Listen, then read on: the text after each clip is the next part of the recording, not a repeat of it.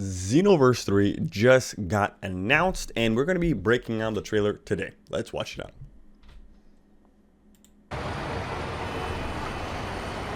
Age 1000. Hey, I didn't notice that the first time.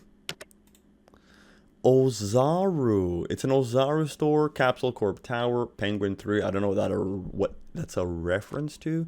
WCU University. I don't know what that is also. But the fact that they have an Ozaru store over there is definitely a sign that we are many years into the future, and the legacy of Goku and Vegeta has been passed down. So if this is that confirmation that this is Xenoverse 3 / Dragon Ball Online, I don't know what is.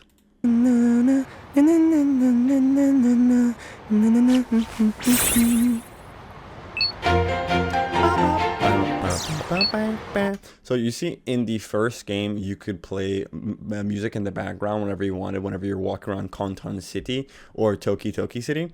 I feel like this time around, it is going to be a part of the game, kind of like in Metal Gear Solid 4, where Snake had an iPod and you could shuffle through your music. And I think they're going to be giving us a similar function in Xenoverse 3.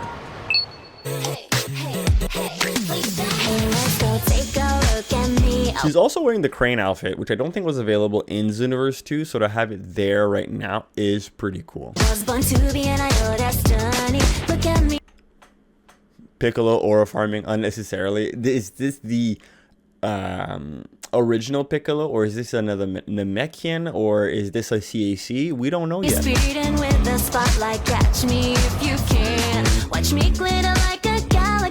West City University. Fry Pan with the horns. That's definitely a reference to the Demon King Ox Pan's grandfather. And his fire mountain, and it's a triangle, which is the shape of a mountain, and it's frying. Over here we have two humans with different body types. I don't know if you remember in Xenoverse 2, you could only have certain heights and certain body types depending on the race. If you wanted to be fat, you had to pick the Majin race. If you wanted a short character, you had to take the Frieza race. If you wanted the tallest preset, you needed to be a Namekian. I feel like this time around, they're going to give us more options for all races. Over here, we have a CAC Saiyan with a pompadour haircut. Also, right over here, we have a Saiyan tail that is dangling down. So this might be a movable tail. I don't see why they wouldn't give it to us, since they had it in Dragon Ball The Breaker, the Saiyan tail. Also, we have a pompadour. In Dragon Ball The Breaker, when you go Super Saiyan, your hairstyle changes. I don't see why they wouldn't give this to us now, especially the fact that the first announcement trailer for the game, you had John 1000 hair spiking up. So I believe the pompadour will have the same effect, and I can't wait to see. We also have this Saiyan wearing earrings. I hope that this is an accessory and not part of the outfit. That is a demon, and we got a lot of legwork from Dragon Ball Heroes, Dragon Ball Xenoverse, increasing the universe, expanding on it, and giving us new races. I'm 100% certain that the demon race is going to be a new playable class, or maybe this is the Kai, but I'm leaning more towards the demon race. Well, technically speaking, the Kais come from the realm of demons. My new song's out. Hope you like it.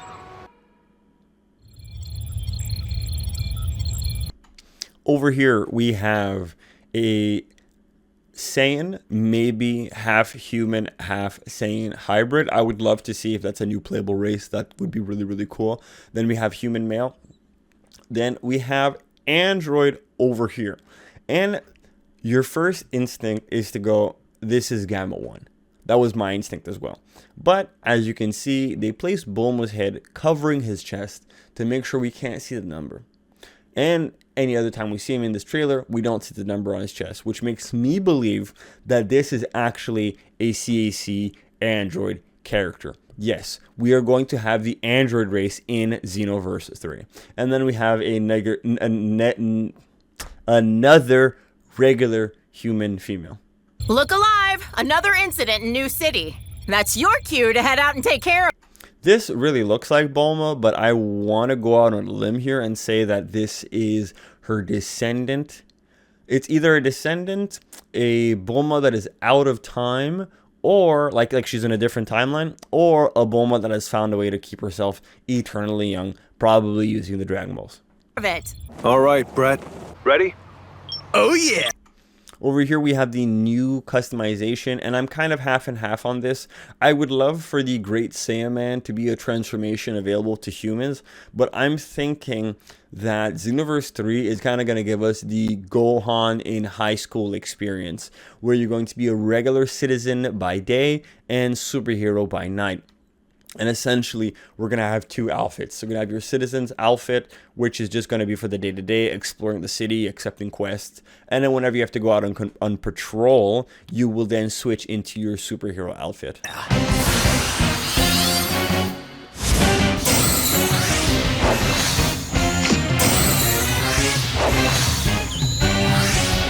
Transformation is so cool.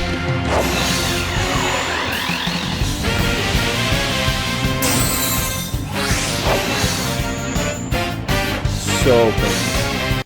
Now over here is what I'm seeing. You are a Capsule Corp employee, part of the Great Saiyaman squad, unit, whatever you want to call it, and you're the 6th member. I don't think we're going to be time patrollers this time. I think we're going to be working with Capsule Corp because, as you can see, everything has Capsule in the city, and you have the Capsule Corp logo, and you have the Great Saiyaman. No PT anywhere to be seen. Also, we haven't seen Future Trunks at all. So this might be its own original story where you are going to be playing part of the Capsule Corp unit, Great Saiyaman unit, stopping crime and going on quests. I think that we're going to be getting something in between Xenoverse and Dragon Ball Z Kakarot. We are going to have to fight regular enemies. We're going to have to do horde battles. We're going to have to explore. We're not just going to have these mega massive arenas to fight these bosses in. I really believe there's going to be an element of exploration in the game. And flight may or may not be limited because it was like that in Dragon Ball Online. You could only fly for about 10 minutes at a time. So we're going to see what's going over here. Or maybe we'll have some no-fly zones. Nice! Go!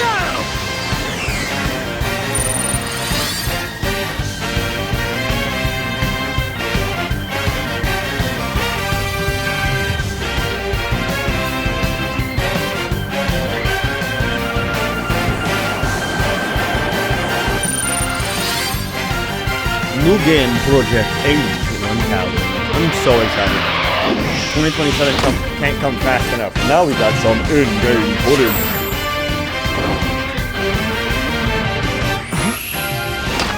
Hey, partner! The incident should be just up ahead. Careful though, huh? Okay, quick little notice over here. He has the number 7 on his arm, not the number 6, so he might be the 7th member. I'm also thinking that John is going to be your mentor.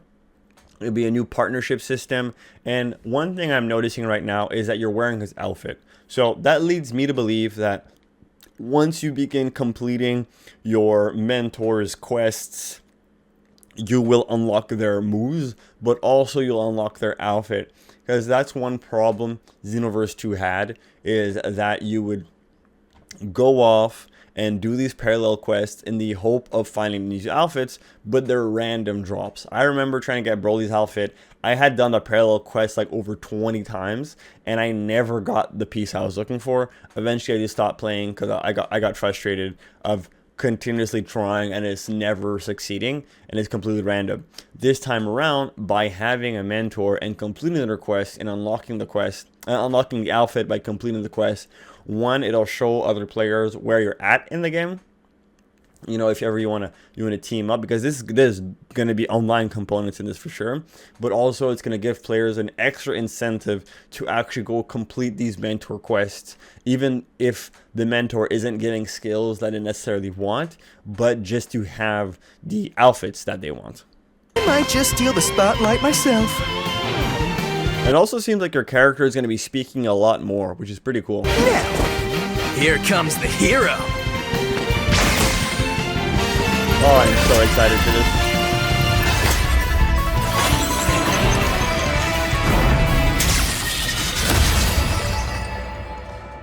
Xenoverse 3. This game can't come out fast enough.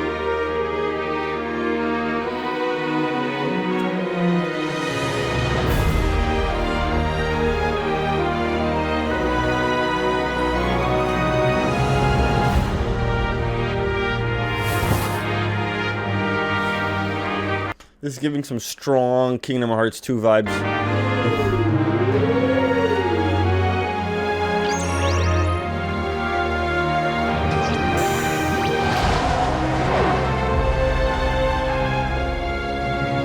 This looks amazing.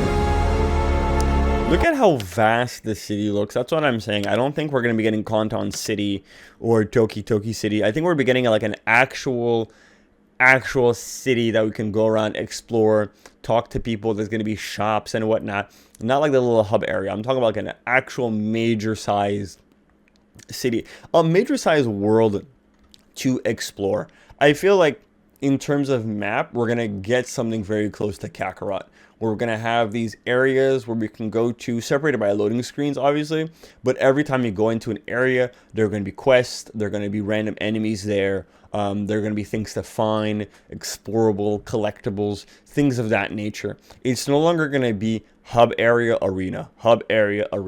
I'm really seeing exploration, traveling, fighting regular enemies, mob enemies on the way to your main quests. I'm really looking forward to seeing this, and I think we might have something to do with time, but we might be dealing with more incidents that are happening right now.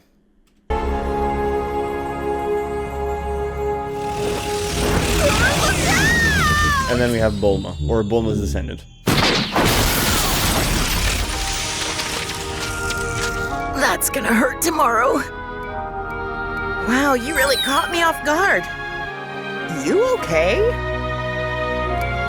And you see this little interaction over here makes me believe that this is the opening sequence of the game because of how Bulma is talking to the character. Not saying any names, being surprised. This is often how these kind of games start. You're just minding your own business and then someone bumps into you and you're like, oh my god, you're exactly the person I was looking for.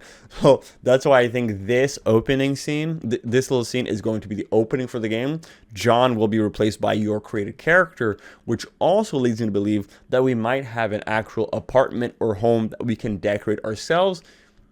Maybe we can have our character presets in our homes, which would just be fantastic.